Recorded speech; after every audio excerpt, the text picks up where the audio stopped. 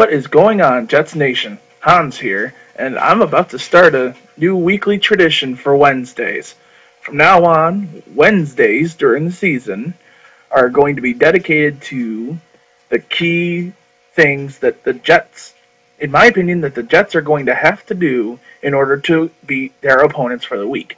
This week, obviously, the New England Patriots. The New England Patriots has a lot of shit going on in their offense and all that fun stuff.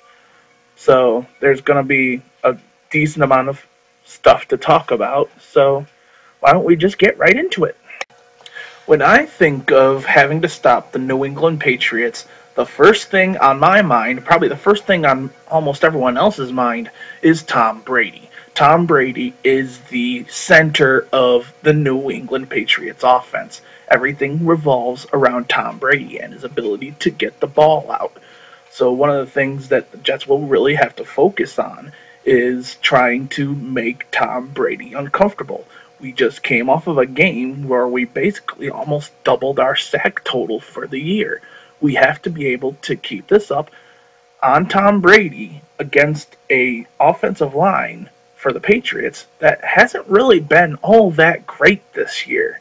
So if we can keep Tom Brady uncomfortable, then we stand a much better chance of winning the game against the Patriots. I mean, that's just common fact.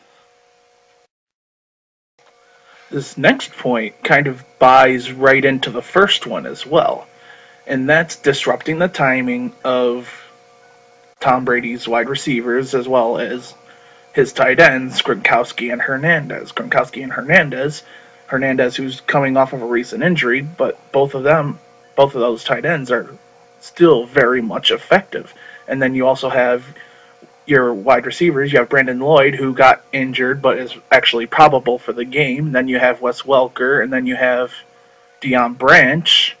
I mean, that's a five-headed monster. Brady can throw to any of those guys. So it all comes down to disrupting their timing. I know at least one of those guys, if not two, should be disrupted every play. I know Cromartie can disrupt timing. I know Laurent Landry can disrupt timing, especially judging on Landry's performance last week. So if you can disrupt Brady's wide receivers and his tight ends, it would definitely aid in making him more uncomfortable. So this is another tie-in to number one, but it's equally as important to state on its own. The third and final thing that I'm going to hit on is that the Jets offense needs to have as good a game as it had last week. Now, am I expecting Sean Green to have as many yards as he did and as many touchdowns as he did last week? No. But I am expecting him to be an effective back still. I mean, the Patriots' run offense, it's okay, but it's not that great. But the real weakness in the Patriots' defense lies in its secondary, where you have Patrick Chung, who is just a pedestrian safety at best, and Kyle Arrington, who just isn't living up to his potential ever since his rookie year. I mean, that's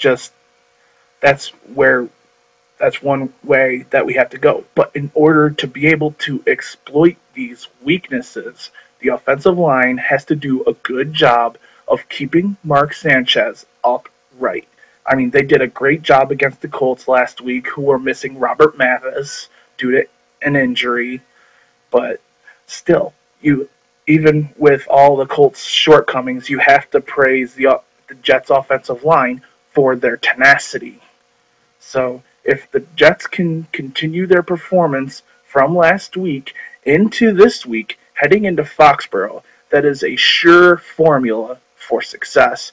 And I think Sanchez can easily get a few good targets to Hill, Keller, whoever he wants, pretty much.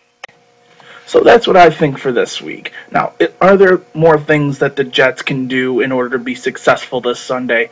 Absolutely. But these are the three most important things in my mind. Making sure that Tom Brady is pressured, disrupting timing, keeping Sanchez upright and confident. So those are my keys to success for this Sunday.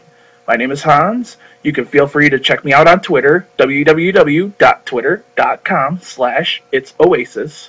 And then you can also check me out on www.floppingout.com. That's FLOPPINGOUT, all one word, .com. Thank you all for checking me out, and I hope to see you again.